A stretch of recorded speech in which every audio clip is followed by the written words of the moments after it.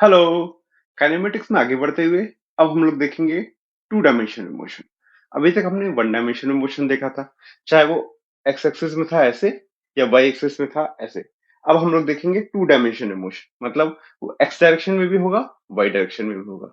ठीक है, चलिए शुरू कर। नाम से ही है कि दो डायमेंशनल मोशन हो रहा है, तो दो डायमेंशन का मोशन है तो एक्स और वाई दोनों एक्सिस से मोशन हो रहा है। एग्जांपल लेना हो तो ये मान लेते हैं वाई एक्सिस है, तो ये आपकी एक्स एक्सिस है। ठीक है, अब एक बॉडी जो है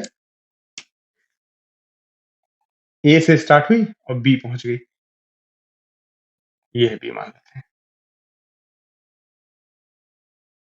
ये है ए, ये है बी। ठीक है, अब यहां पे अगर आप देखो तो बॉडी जो है ए, जो भी थी वो बॉडी, मान लेते हैं एक छोटी सी बॉल। ठीक है, ये बॉडी ए पे थी, अब यहाँ पे फाइनली बी पे आ गई। ठीक है, अब ये बॉडी जो है, इसको अगर आप देखो तो ये हॉरिजॉन्टल डायरेक्शन में भी चली है, एक्स की डायरेक्शन में भी। अब ए से बी देखो तो आपका मूवमेंट हुआ इतना, और ये ऊपर की तरफ भी गई है, साथ साथ ऐसे गई, ऐसे गई, ऐसे कैसे भी गई हो, तो ये ऊपर की तरफ भी गई है और इधर भी गई है। मतलब इसका है कि इसका मोशन जो है अभी तक हम लोग जो देख रहे थे एक ही डायरेक्शन में होता था, एक्स या वाई दोनों में नहीं होता था। अभी इसका मोशन दोनों डायरेक्शन में, इधर भी है, इधर भी, ऊपर भी नीचे भी। जब हमने बॉल को नीचे से ऊपर फेंका तो केवल वर्टिकल गई थी, हॉरिजॉन्टली नहीं गई थी, आगे नहीं, उसकी नीचे से ऊपर गई, उसी पोजीशन पे नीचे आ गई। कभी भी अपनी वर्टिकल जो लाइन है उससे मूव नहीं करी थी, इधर उधर नहीं गई थी, सीधे ऊपर गई नीचे आ गई सीधे। ये वर्टिकल डायरेक्शन में वन डायमेंशन मोशन था। One dimension motion x direction में हमने देखा, एक फ्लैट सरफेस है, उस पर हमने एक बॉल को फेंका, वो लौट के आ गई। ये भी एक्स डायरेक्शन मोशन, इसमें बॉल कभी ऊपर नहीं गई, कभी भी उससे कोई हाइट अटेन नहीं करी थी, वाई एक्सिस में मूवमेंट नहीं था। लेकिन इसका एक्स एक्सिस में भी मूवमेंट है, वाई एक्सिस में भी मूवमेंट है, इसीलिए हम इसे कहते हैं मोशन इन टू डायमेंशन। ये वन नहीं है, अब टू हो जाएगा। ठीक है, टू डायमेंशनल मोशन है ये। ठीक है, चलिए ऐसे समझ लेते हैं। अब अगर ये ऐसा है तो जब ए से बी मूव किया, ए से बी जब मूव किया, इसकी पोजीशन कितनी चेंज हुई, ये हमने डिस्प्लेसमेंट वेक्टर में देखा था। ये है मान लेते हैं डेल्टा आर। ठीक है, ये है डेल्टा आर। तो डेल्टा आर इसका पोजीशन चेंज हुआ है ए से बी में, यानी इसका नेट डिस्प्लेसमेंट हुआ है डेल्टा आर। डेल्टा आर की वैल्यू क्या है, ए से बी की तरफ यहाँ ऐसे। ये हमने डिस्प्लेसमेंट की वीडियो में डिटेल में कवर किया है, जिस वीडियो में डिस्टेंस डिस्प्लेसमेंट समझा था। ठीक है, अब अगर मैं ये ट्राइंगल पूरा करूं, ठीक है, तो इसको मैं कह सकता हूं ये है मेरा डेल्टा एक्स वेक्टर और ये है डेल्टा वाई वेक्टर। ठीक है, और delta x vector plus delta Y vector ये मान लेते हैं सी। तो जो हमारा नेट डिस्प्लेसमेंट है वो है ए बी वेक्टर, ए से B A B vector is equal to A C vector plus C B vector. ये ठीक है, A C plus C B, पहले वेक्टर की टेल से लास्ट वेक्टर का हेड को मिला दो तो रिजल्टेंट वेक्टर मिल जाएगा। यही है, ए सी वेक्टर की टेल यानी ए प्लस दूसरा वेक्टर क्या, सी बी वेक्टर का हेड यानी बी। ए से बी को मिला दोगे तो आपको रिजल्टेंट वेक्टर मिल जाएगा, जो कि हो गया vector A B. Vector A B is equal to vector A C plus vector C B. इसका मतलब है वेक्टर ए बी क्या है आपका, delta R. Delta R vector is equal to A C vector क्या है, delta x vector. Delta x vector plus delta Y vector. ठीक है, यानी कि आपका जो नेट मूवमेंट है ए बी या कि डेल्टा आर, उसको आप delta X plus delta Y भी लिख सकते हो वेक्टर फॉर्म में। ठीक है, यानी कि आपका जो टू डायमेंशनल मोशन था, अब वो हमने डेल्टा एक्स और डेल्टा वाई यानी एक्स और वाई के फॉर्म में लिख लिया। अगर मैं कहूं दोनों तरफ डेल्टा टी से डिवाइड कर दें, दोनों ही तरफ डेल्टा टी से डिवाइड कर दें, तो ये ऐसा बन जाएगा। ठीक है, अब ये delta are by delta T क्या है, ये है आपका vector V, change in position upon change in time. Delta R upon delta T velocity हो गई, यानी कि ए से बी में नेट एवरेज वेलोसिटी इसकी हो गई delta V is equal to delta X by delta T क्या है, एक्स डायरेक्शन में कितना मूवमेंट हुआ ए से सी, ये इसको कह सकते हैं हम V X vector. X direction का मूवमेंट कितना हुआ, ए से बी भले ही गई है पर एक्स डायरेक्शन में कितना मूवमेंट हुआ, एसी, ठीक है, और वाई डायरेक्शन में मोशन हुआ सीबी। नेट जब हम एक्स को कंसीडर करते हैं तो एक तरीके से वाई को हम इग्नोर कर सकते हैं, कितना ऊपर मूवमेंट को उसको इग्नोर कर देंगे, केवल हॉरिजॉन्टल डायरेक्शन में कितना हुआ, या एक्स डायरेक्शन में मोशन, ये बी एक्स हो गया, डेल्टा एक्स हो गया। और ऊपर की डायरेक्शन को कंसीडर करेंगे तो एक तरीके से जब हम सी से बी मूवमेंट कर रहे हैं तो इस पोजीशन का, इस चेंज का कोई मतलब नहीं है, क्योंकि नीचे नीचे से ऊपर कितना गया, वाई डायरेक्शन मोशन कितना हुआ, सी से बी, नीचे था यहाँ ए पे था, ऊपर पहुंच गया, इतना इतना मूवमेंट हुआ, तो सी बी। इसको लिख सकते हैं delta Y is Y direction motion, इसको लिख सकते हैं प्लस वी वाई वेक्टर, ठीक है। अब अगर मैं कहूं, ये तो हो गया एवरेज एक तरीके से, ठीक है।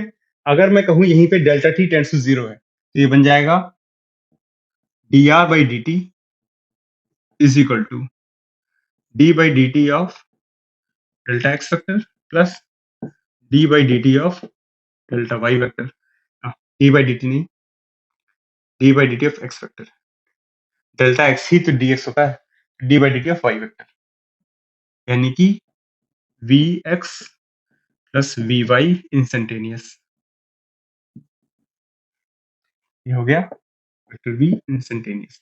तो आपकी इंस्टेंटेनियस वेलोसिटी जो आई वो हो गई एक्स डायरेक्शन में velocity plus y direction velocity, ये vector d y by d t है ना, ठीक है। अगर ऐसे ही मैं आगे जा सकता हूँ, इसको एक और बार एक्स टी के साथ डिफरेंशिएट कर दूं, तो ये बन जाएगा d square r by d t square is equal to d by d square x by d t square plus d square y by d t square, यानी कि acceleration a is equal to a x i cap, a x vector plus a y vector.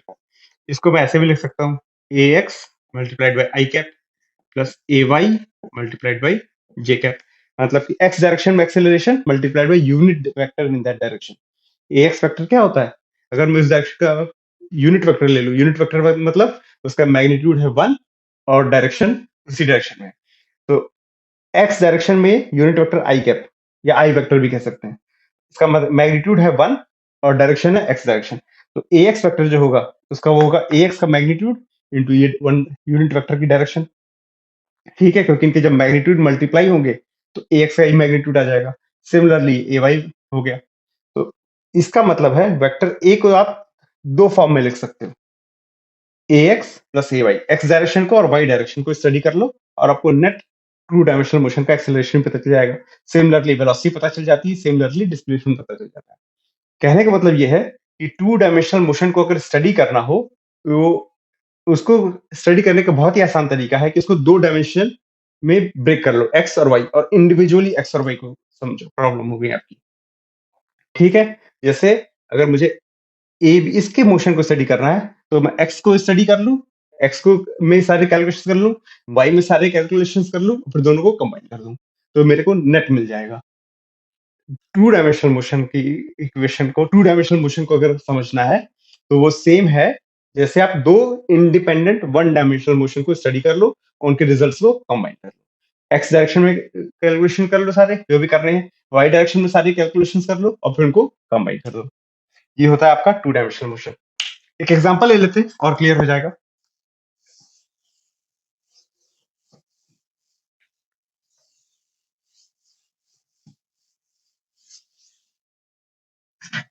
जैसे मैं कहूं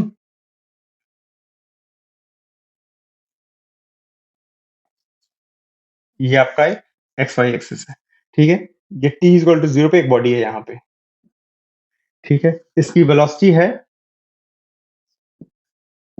10√2 metre पर second at an angle of 45 degrees, ठीक है, ठीक है। अब इसका एक्सेलरेशन है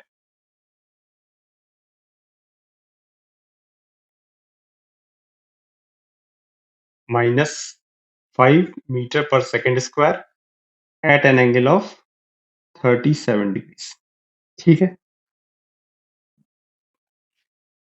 इसका मतलब है ये जब बॉडी स्टार्ट कर रही है तो इसकी 10√2 स्पीड दी गई है, लेकिन एट एन एंगल 45 तो हमको वेलोसिटी पता है एक तरीके से कि एक्स डायरेक्शन में कितनी वेलोसिटी, वाई डायरेक्शन में कितनी वेलोसिटी, और साथ साथ हमको ये भी दिया गया है कि इसकी एक्सेलरेशन जो है वो 5 मीटर पर सेकंड स्क्वायर का कांस्टेंट है। मतलब कि यूनिफॉर्म एक्सेलरेशन वाला केस है। बस इस बार वन डायमेंशनल मोशन नहीं है, टू डायमेंशनल मोशन। तो टू डायमेंशन में मोशन और बट यूनिफॉर्म एक्सेलरेशन के साथ। ठीक है, और एक्सेलरेशन की वैल्यू भी दी गई है -5 मीटर पर सेकेंड स्क्वायर। और ये है। अब ये पूछा गया है कि इतनी देर के बाद ये बॉडी का वापस से एक्स एक्सिस पे आएगी, वापस से वाई एक्सिस पे आएगी, ये दोनों टाइम पूछे गए हैं। ठीक है, चलिए तो शुरू करते हैं। सबसे पहले तो टू डायमेंशनल मोशन है, अब दिख रहा है साफ साफ कि ऐसे गया, एक्स एक्सिस भी है, वाई एक्सिस भी है। ठीक है, और एक्सेलरेशन भी ऐसे है, इस तरफ एक कोई डायरेक्शन को हमको पॉजिटिव माननी होगी और वैसी नेगेटिव। तो जो हम नॉर्मली मानते हैं, ये मान लेते हैं हमारी पॉजिटिव है एक्स में, और ये हमारी मान लेते हैं पॉजिटिव है वाई में। तो ये नेगेटिव एक्स नेगेटिव वाई हो गया और ये इधर नेगेटिव एक्स हो गया। ठीक है, जैसा कोऑर्डिनेट ज्योमेट्री में रहता है। तो ये हो गया। अब आपको एक्सेलरेशन -5 है, इसका मतलब एक्सेलरेशन इस तरफ है। ठीक है, तो सबसे पहले तो वेलोसिटी जो है इसको एक्स और वाई एक्सिस में ब्रेक कर लेते हैं कितनी है। हमको वेलोसिटी वेक्टर v दिया गया है 10√2 मीटर पर सेकेंड। ठीक है, ये एंगल 45 दिया गया है। इसका मतलब है अगर ये वेक्टर में बना दूं ऐसे, तो ये जो वेक्टर होगा ये वी एक्स होगा और ये वेक्टर वी वाई होगा। अगर ये ट्राइंगल ऐसे बना दूं तो ये लेंथ कितनी होगी? ये लेंथ होगी 10√2 cos 45। cos 45 क्या होता है? Base upon hypotenuse. तो 45 डिग्री का एंगल है, तो ये होगा 10√2 cos 45। तो आपका जो वी एक्स आएगा is equal to 10√2 cos 45 degrees, यानी कि इज इक्वल टू 10√2 cos 45 मतलब 1/√2 इज इक्वल टू 10 मीटर पर सेकेंड। ये आ गया वी एक्स, और प्लस में आया है मतलब कि इस तरफ है। ऐसे वी वाई देख लेते हैं, इधर देख लेते हैं। वी वाई क्या होगा? 10√2 sine 45 degrees, 10√2 sine 45 degrees is equal to 10√2 into 1/√2 is equal to 10 metre पर सेकेंड। ये भी प्लस में आया है, मतलब ऊपर की तरफ है, हमने ऊपर को पॉजिटिव माना था। ठीक है, तभी ये डायरेक्शन ऐसी थी। अब जो ए आया है सिमिलरली -5 मीटर पर सेकेंड स्क्वायर, तो ए एक्स निकाल लेते हैं। ए एक्स क्या होगा? -5 cos 37, cos 37 is equal to -5 cos 37 होता है 4/5। ठीक है, इज इक्वल टू -4 मीटर पर सेकेंड स्क्वायर। ए वाई क्या होगा? ए वाई होगा आपका -5 into sine 37 degrees is equal to -5 into sine 37 होता है 3/5 इज इक्वल टू -3 मीटर पर सेकेंड स्क्वायर। ठीक है, तो हमको a x, a y, v x, v y, ये दोनों चीजें पता चल गई। अब क्या है, दो डायरेक्शन में मोशन है, दोनों के ही डायरेक्शन को एक्सेलरेशन पता है, इनिशियल वेलोसिटी पता हो गई, एक्सेलरेशन पता हो गया, जो भी पूछा हो कर लेंगे। कभी कंबाइन करना होगा तो कंबाइन कर देंगे, है ना। चलिए इनको हम एक जगह नोट कर लेते हैं, आसानी रहेगी।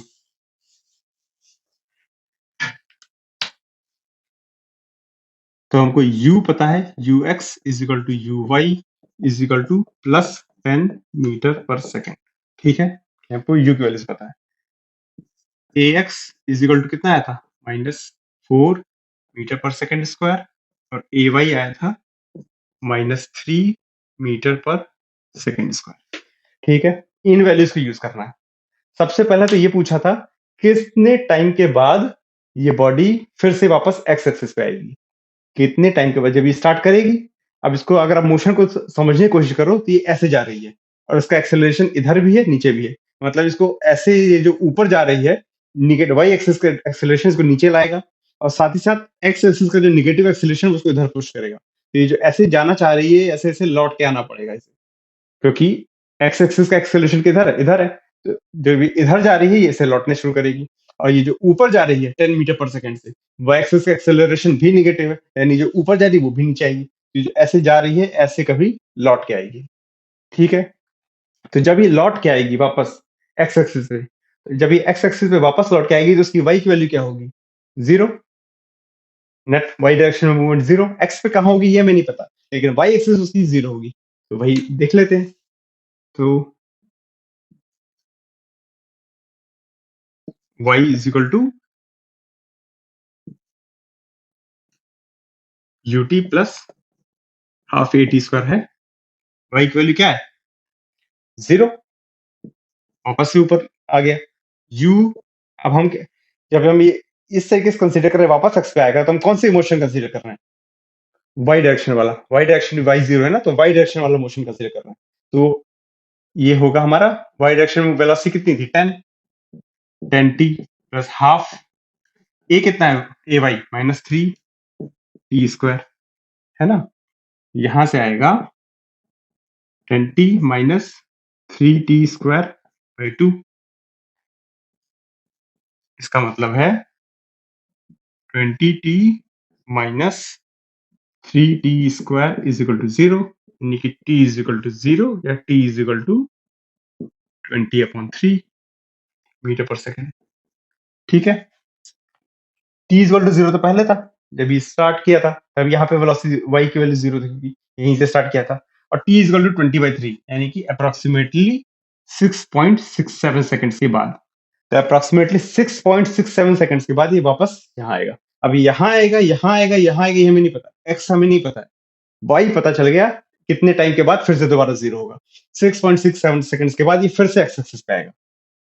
ठीक है, अगर ये इसकी पोजीशन निकालनी है x क्या था, यही वैल्यू से हम निकाल सकते हैं। अब निकाल लेते हैं x क्या होगा उसको, x is equal to ut plus half A T square. u क्या है, x डायरेक्शन का मोशन हम कंसीडर कर रहे हैं 10, t कितना था 20/3 ut प्लस हाफ ए कितना है -4 टी स्क्वायर यानी कि 400/9, 20/3 का स्क्वायर, ये कितना हो गया 200/3 माइनस ये हो गया -800/9, ये हो गया, यानी कि इक्वल टू ये हो गया -200/9 मीटर्स। ठीक है, यानी कि 21-22 मीटर के आसपास आएगा। तो x की वैल्यू है निगेटिव, निगेटिव मतलब ये बॉडी जैसी भी होगी ये दोबारा जब आएगी तो यहाँ कहीं होगी, इस तरफ कहीं होगी। x में निगेटिव इस तरफ नहीं आया, ऑरिजिन पे नहीं आया। ठीक है, मतलब जैसे भी स्टार्ट करेगा ऐसे आएगा। अब अगर पूछा गया था हमसे एक चीज और कि ये दोबारा y एक्सिस इसकी पे कब आएगा, यानी x 0 होगा, y एक्सिस पे दोबारा जब ऐसे आएगा इतने टाइम के बाद तो x 0 होगा। x 0 देख लेते हैं कब हो रहा है, जब हम y जब दोबारा y एक्सिस पे आएगा, यानी हम x डायरेक्शन के मोशन को x को 0 कर रहे हैं, मतलब हम x डायरेक्शन के मोशन को कंसीडर कर रहे हैं, x डायरेक्शन के मोशन को कंसीडर कर रहे हैं और उसको हम कह रहे हैं x 0 है, तो 0 is equal to ut plus half A T square फिर से लगा दें। आपको टाइम पता चल जाएगा कितने टाइम पे वापस यहाँ आया। u की वैल्यू क्या है 10 t माइनस हाफ, a की वैल्यू क्या है माइनस मैंने पहले लगा दिया, a की वैल्यू क्या थी x में 4 t स्क्वायर, ये हो गया 2 is equal to 10t minus 2 t square, यानी कि 5 2t अगर बाहर ले लें ये बन जाएगा 5 माइनस t, यानी कि t की वैल्यू आई 0 या 5 सेकंड, है ना। या तो ये 0 होगा या ये 0 होगा, यानी कि ये भी दोबारा y एक्सिस पे जब ये दोबारा आएगा, यानी कि दोबारा इसका x जब 0 होगा तब t की वैल्यू होगी 5, t की वैल्यू होगी 5, मतलब कि पहले ये इस एक्सिस को टच करेगा फिर इस एक्सिस को टच करेगा। पहले ये 5 सेकंड क्योंकि 6.67 पे हो रहा है ना, तो पहले 5 सेकंड पे y एक्सिस को टच करेगा कहीं ऐसे लौटते हुए और फिर x एक्सिस को टच करेगा। किस y पे टच करेगा ये भी निकाल सकते हैं, वो y एक्सिस के निकाल लेंगे। तो y is equal to ut plus half A T square. u कितना है 10, t कितना है 5 माइनस y डायरेक्शन का मोशन को कंसीडर कर रहे हैं, y कितना -3 हाफ 3 t स्क्वायर 25, है ना। ये हुआ आपका 50 minus 75/2 is equal to 25/2 metres. अब ये ध्यान दीजिए प्लस में आया, इसका मतलब यहां कहीं मिलेगा। तो ये बॉडी यहां से स्टार्ट होगी, ऐसे चली ऐसे चली ऐसे आई 5 सेकंड्स पे यहां पहुंच गई, y की वैल्यू 5/2 है, 25/2 आई, इस पोजीशन पे x 0 है, 5 सेकंड्स के बाद यहाँ आई और फिर 6.67 सेकंड्स पे यहाँ आ गई। तो इसका मोशन कुछ ऐसे रहा होगा।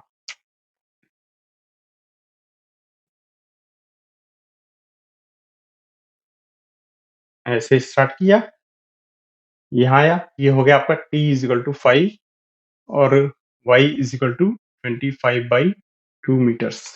ठीक है, फिर यहाँ पे आया, ये आया t is equal to 20/3 seconds और x इज इक्वल टू आया था -200/9 मीटर्स।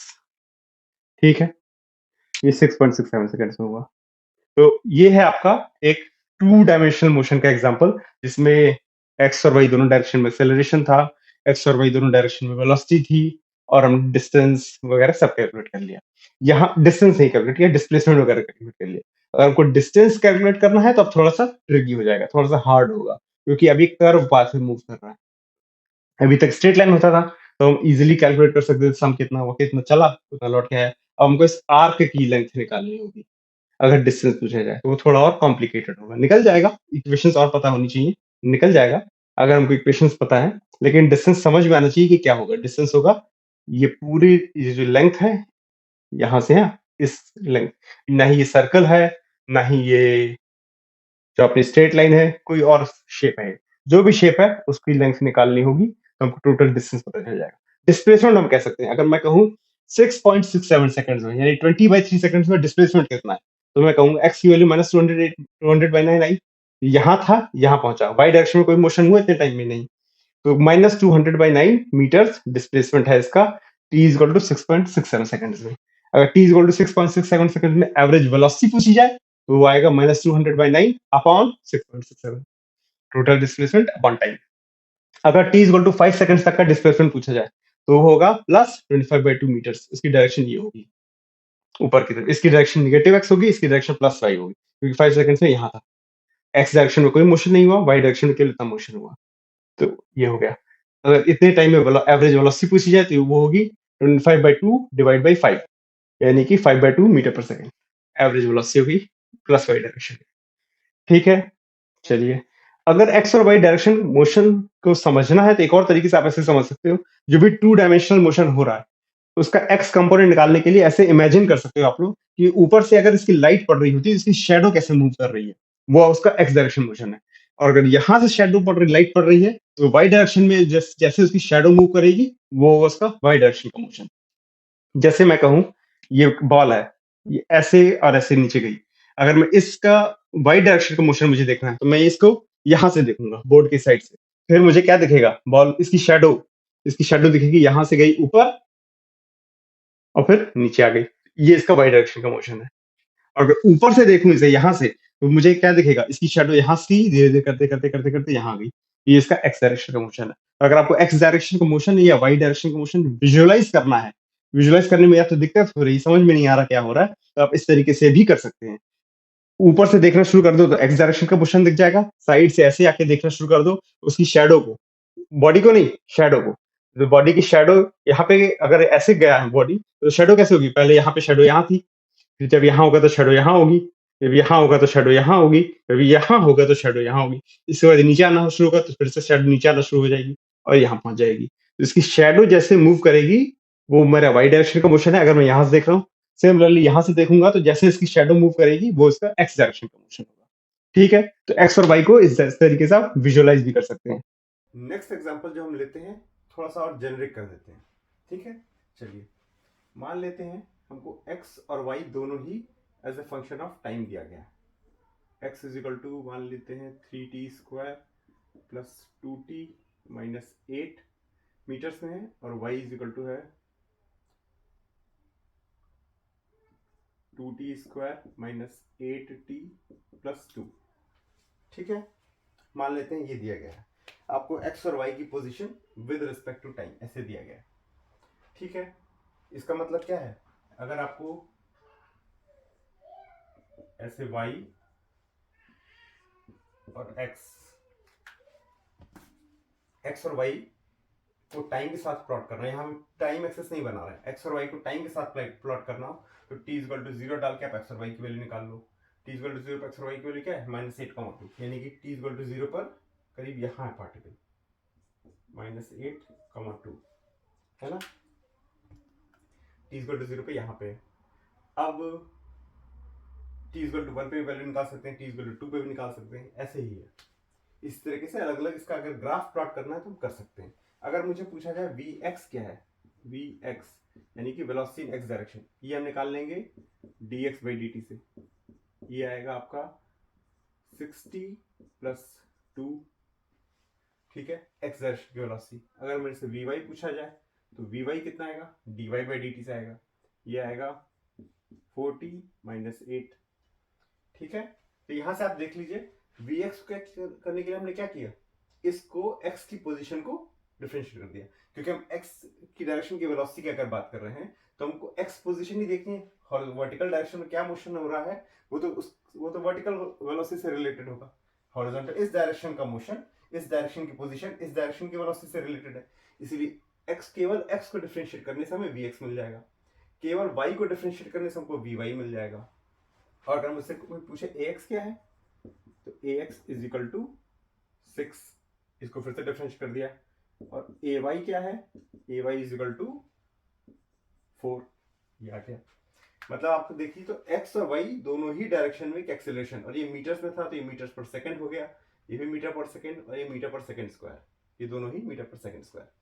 ए एक्स की वैल्यू है 6, ए वाई की वैल्यू है 4, ठीक है। अगर कोई पूछता है कि अब आप किसी भी पॉइंट पे आपसे पूछा जाए, मान लेते हैं कि t इज इक्वल टू 4 पे वी एक्स और वी वाई क्या है, या टी इज इक्वल टू 4 पे वेलोसिटी क्या है, तो आप यहाँ पे वी 4 निकाल लो। वी 4 क्या होगा, 6 इंटू 4 प्लस 2 26 आई कैप, ये वी एक्स है। वी वाई क्या होगा, 4 इंटू 4 16 माइनस 8 यानी 8 जे कैप। नेट वेलोसिटी क्या हो गई, 26 आई कैप, वेलोसिटी एट 4 प्लस 8 जे कैप, ये हो गई वेलोसिटी एट 4, ठीक है। ये हमको आपको वेलोसिटी एट 4 पता चल गई। एक्सेलरेशन एट 4 पता करना हो तो वो तो हमेशा टाइम पे वेरी नहीं कर रहा है, तो 6 आई कैप प्लस 4 जे कैप, कोई और टाइम हो तो तब भी 6 आई कैप प्लस 4 जे कैप, ठीक है। तो इस तरीके से आपने एक बहुत ही जनरल सा केस ले लिया टू डायमेंशन मोशन का। इसमें क्या है, एक्स की पोजीशन भी टाइम के साथ चेंज हो रही है, वाई की पोजीशन भी टाइम के साथ चेंज हो रही है, और अगर आपको नेट ग्राफ बनाना है तो भी आप t इक्वल टू 0 डाल लिया, t इक्वल टू 1 डाल सकते हो, t इक्वल टू 2 डाल सकते हो, हर एक वैल्यू अलग अलग डाल लो तो इसका ग्राफ भी बन जाएगा। ये था। अगर t इक्वल टू 1 पे डाल लें तो यहाँ पे x की वैल्यू और y की वैल्यू देख लेते हैं। x क्या होगा, t इक्वल टू 1 पे 5 माइनस 8 माइनस 3, y कितना होगा, y होगा 2 plus 2 minus 8 minus 4, t equal to 1 पर माइनस 3 माइनस 4 है, t इक्वल टू 1 पे माइनस 3 माइनस 4 है, मतलब कि इस तरफ है, x की वैल्यू माइनस 3, y की वैल्यू माइनस 4, यहाँ है, यहाँ कहीं है, तो ये ऐसे आया कहीं, ठीक है। ऐसे ही और भी वैल्यूज डाल के हो सकता है ये ऐसा ग्राफ हो, जैसा भी हो, जो भी मोशन हो, आप x और y का अलग अलग डिफरेंशिएट करके अलग अलग वेलोसिटी और अलग अलग x और y की अलग अलग वेलोसिटी और अलग अलग एक्सेलरेशन पता चल जाएगा। और जब भी पूछा जाए, जैसे हमको t इक्वल टू 4 पे पूछा गया था, तो t इक्वल टू 4 पे हमने v निकाल लिया। अगर मेरे से पूछा जाए t इज इक्वल टू 2 पर बॉडी कहाँ थी, और t इज इक्वल टू 4 पर बॉडी कहाँ, t इक्वल टू 2 से t इक्वल टू 4 तक में बॉडी का नेट डिस्प्लेसमेंट कितना हुआ। अगर पूछा जाए t इक्वल टू 4 से t इक्वल टू 2 से t इक्वल टू 4 तक में नेट डिस्प्लेसमेंट कितना हुआ, यहाँ पे पोजीशन निकाल लीजिए, यहाँ पर पोजीशन निकाल लीजिए।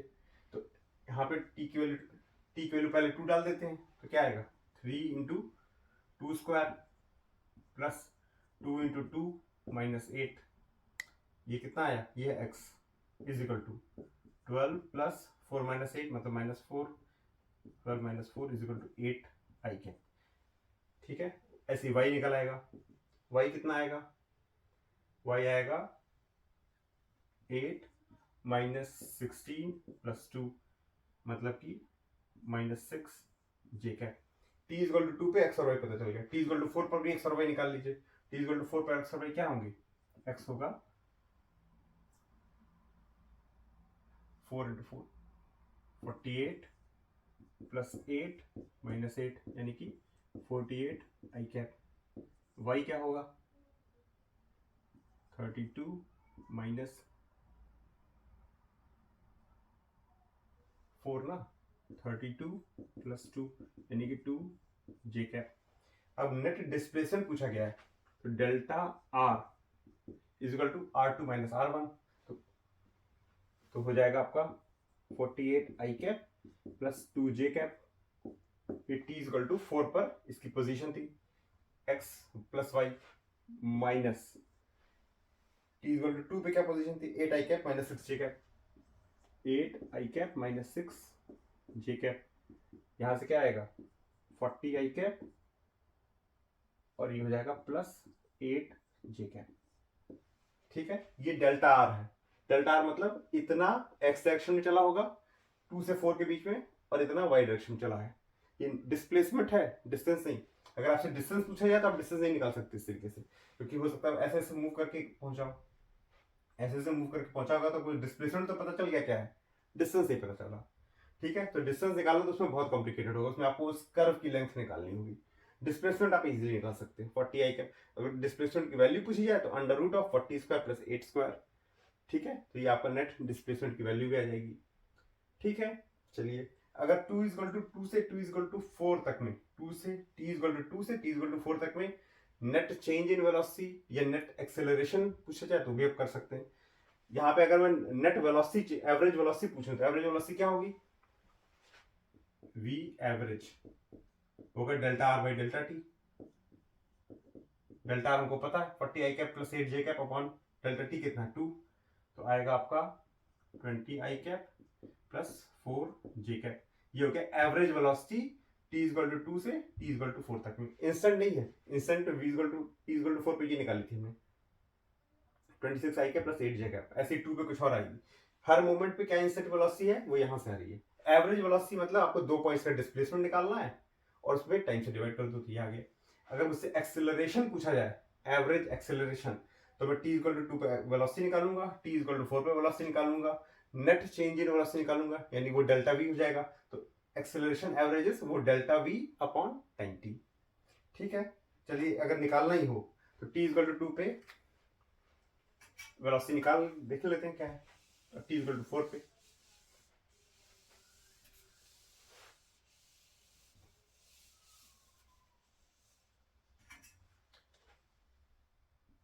t इक्वल टू 2 पे क्या देखते हैं, वेलोसिटी क्या आएगी 14 i cap plus v y 0 j cap. ये है t इक्वल टू 2 पे वेलोसिटी। t इक्वल टू 4 पे वेलोसिटी क्या होगी, 4 डाल देते हैं 26 i cap plus 8 j cap. अगर acceleration average in the period 2 to 4 second ये निकालना, ये होगा डेल्टा वी। डेल्टा वी मतलब v2 माइनस v1, तो 26 i cap plus 8 j cap minus